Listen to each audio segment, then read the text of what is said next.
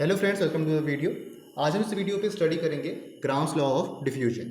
ठीक है, लेकिन उससे पहले हमें यहाँ पर समझना है कि जो आपका यहाँ पर डिफ्यूजन है इसका मतलब आपका यहाँ पर क्या होता है। ठीक है, तो फॉर एग्जांपल के लिए हमारे पास एक गैस 1 है और एक हमारे पास गैस 2 है।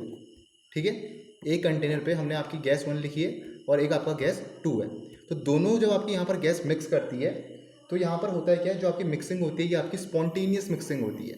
ठीक है, ये आपकी दोनों यहाँ पर स्पॉन्टेनियस मिक्सिंग होती है। रीज़न क्या है उसका, जो आपके यहाँ पर गैस 1 के मॉलिक्यूल्स है ये आपके यहाँ पर ट्रांसफ़र करते हैं गैस 2 पे, और जो गैस 2 के मॉलिक्यूल्स हैं ये आपके यहाँ पर ट्रांसफ़र करते हैं गैस 1 में। तो जो आपके यहाँ पर मिक्सिंग होती है, जो रैंडम मोशन होता है मॉलिक्यूल का ऑफ गैस 1 टू गैस 2, तो यहाँ पर इसकी वजह से आपका डिफ्यूजन क्रिएट होता है।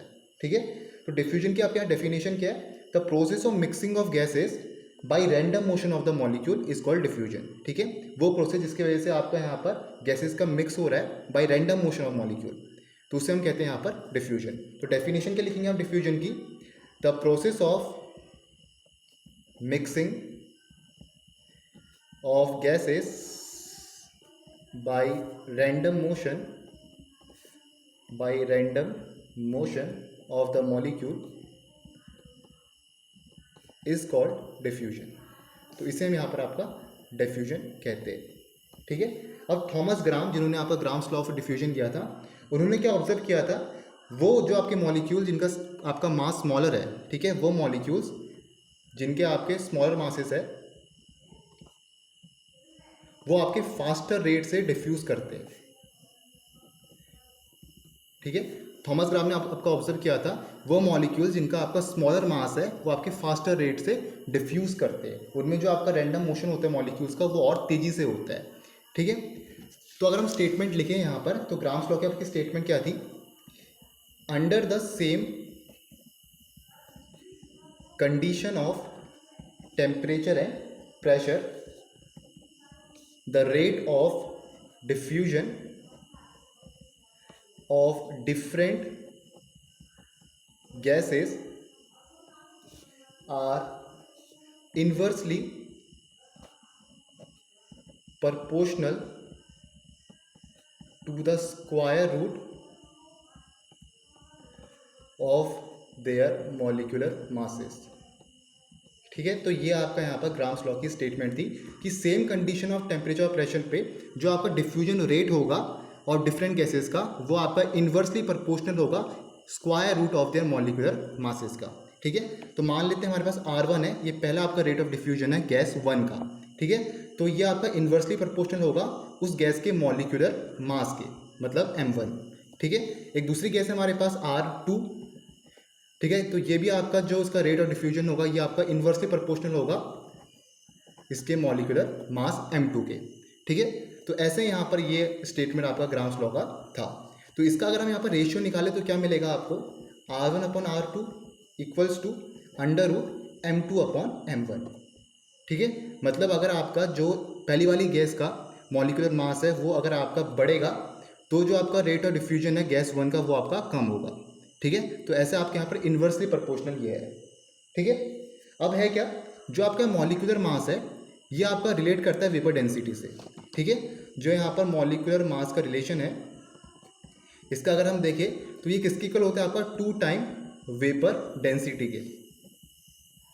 ठीक है, तो इसके जगह हम यहाँ ये लिखें तो 2 इंटू वेपर डेंसिटी, नीचे भी आएगा 2 इंटू वेपर डेंसिटी, तो क्या हो सकता है आपका R1/R2 equals to under root D2/√D1। D2 क्या है, वेपर डेंसिटी ऑफ गैस 2 और यह है वेपर डेंसिटी ऑफ गैस 1। तो ये दो आपके यहाँ पर रिलेशन है। ठीक है, एक आपका ये रिलेशन हो गया और एक आपका यहाँ पर ये रिलेशन हो गया। ठीक है, अब होता क्या है, जो आपका रेट ऑफ डिफ्यूजन है ये आपका मेजर किया जाता है वॉल्यूम ऑफ द गैस आपकी कितनी डिफ्यूज हुई है 1 सेकेंड में। ठीक है, 1 सेकेंड में आपकी कितनी वॉल्यूम ऑफ द गैस यहाँ पर डिफ्यूज हुई है उससे आपका यहाँ पर रेट पता चलता है। ठीक है, तो हम क्या लिख रहे हैं यहाँ पर, रेट 1/रेट 2। ठीक है, किसके इक्वल लिख रहे हैं यहाँ पर हम, V1/T1/V2/T2। ठीक है, equals to under root M2/√M1। V1/T1 कहने का मतलब कि कितने सेकंड में, 1 सेकंड में आपके कितनी वॉल्यूम यहाँ पर डिफ्यूज हो रही है। ठीक है, या कोई भी अगर हम यूनिट लें यहाँ पर टाइम की, तो यहाँ पर कितने सेकंड में आपके वहाँ कितने वॉल्यूम डिफ्यूज़ हो रखा है ये आपको यहाँ पर ये बताएगा। ठीक है, तो ऐसे आप यहाँ पर रिलेशन आपका होगा। तो मान लीजिए अगर आपकी V1 और V2 यहाँ पर दोनों सेम है, ठीक है, V1 और V2 की वैल्यू आपकी दोनों सेम है, तो ये क्या होगा आपका T2/T1 इक्वल्स टू √M2/√M1। तो ये आपका यहाँ पर रिलेशन आएगा। तो आपको ध्यान देना है कि यहाँ पर ये T2 जो आपका डिफ्यूजन का जो टाइम है गैस 2 का, वो आपका डायरेक्टली प्रोपोर्शनल है किसके, मॉलिक्यूलर मास ऑफ गैस 2। तो ये आपका यहाँ पर रिलेशन होता है। तो यहाँ पर हमने 3 इंपॉर्टेंट रिलेशन पढ़े। एक आपका ये वाला रिलेशन था टाइम वाला, टाइम और मॉलिक्यूलर मास वाला। सेकंड आपका ये रिलेशन है, ठीक है, रेट और डेंसिटी वाला। और फर्स्ट कौन सा है आपका, रेट और मॉलिक्यूलर मास वाला। तो ये आपका यहाँ पर होता है। ठीक है, एक बार हम आपका फिगर से समझते हैं कि आपका डिफ्यूजन और एफ्यूजन पे क्या डिफरेंस होता है। तो अगर हमारे पास एक कंटेनर है, ठीक है, और बीच में हमारे हमने पोरस मेम्ब्रेन आपकी बना रखी है, तो इस टाइप से आपका कुछ यहाँ पर है ऐसे। ठीक है, तो एक के गैस के जो आपके मॉलिक्यूल्स है आपके यहाँ पर है, ऐसा आपके यहाँ पर गैस के मॉलिक्यूल्स है, और एक गैस के मॉलिक्यूल्स आपके यहाँ पर है। ठीक है, अब होता है क्या डिफ्यूजन पे, जो एक गैस के मॉलिक्यूल्स है ये आपके ट्रांसफ़र करते हैं इस गैस पर, और इस गैस के जो मॉलिक्यूल्स है आपके ट्रांसफ़र करते हैं यहाँ पर। ठीक है, ये आपकी गैस 1 है, ये आपकी गैस 2 है। तो ये आपका स्पॉन्टेनियस मिक्सिंग होता है। जब भी आपके दोनों गैस कांटेक्ट पे आते हैं तो यहाँ पर आपका स्पॉन्टेनियस मिक्सिंग होता है। ठीक है, तो उसकी वजह से आपका यहाँ पर डिफ्यूजन होता है। तो ये आपका जो प्रोसेस है इसे हम कहते हैं डिफ्यूजन। ठीक है, अगर हम दूसरी तरफ बात करें एफ्यूजन की, जो आपका एफ्यूजन होता है, एफ्यूजन क्या होता है आपका, बीच में हमारा जो पोरस मेम्ब्रेन होता है इसमें हमारा पास एक छोटा सा पिन होल होता है। ठीक है, और होता है क्या, इसमें हमारा मॉलिक्यूलर कॉलिजन्स नहीं होता है।